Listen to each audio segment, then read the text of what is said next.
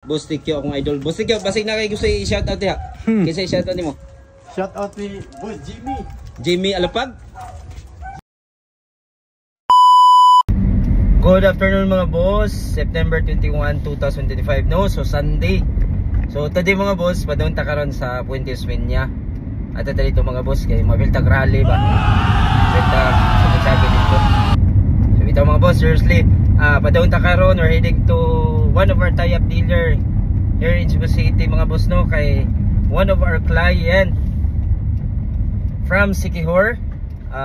Gusto niya ipademo ang ato ang top of the line 2023 Ford Territory Titanium EcoBoost powered by 1.5 engine.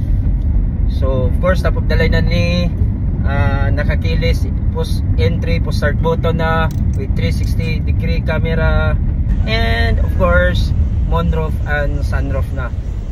So grabe na ni ka pugi kayo nga unit mga boss no, a black color. So shout out ko sa ako ang kinakusgan nga kliyente diha, Boss Yoyong, and kuan ang iyahang client also, Sir Enzo. So let's go. I tried so hard and got so far. In the end, it doesn't even matter. I had to fall to lose it all. In the end, it doesn't even matter.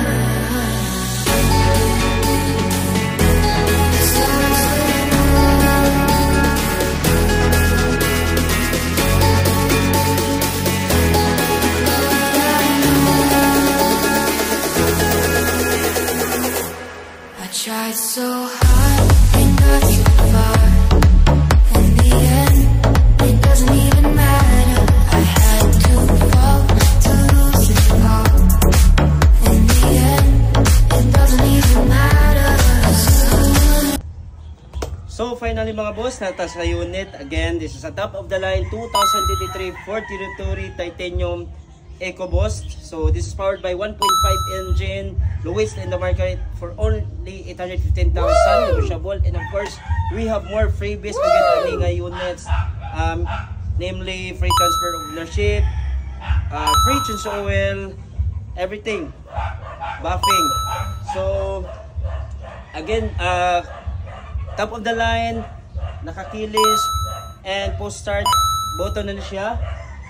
Sa naka-sunroof na siya mga boss, and then na-check na to na ganina everything, interior functions, engine, na-demo na to sa itong buyer. So 10 out of 10 good ang rating sa unit mga boss, good as new condition. So thank you.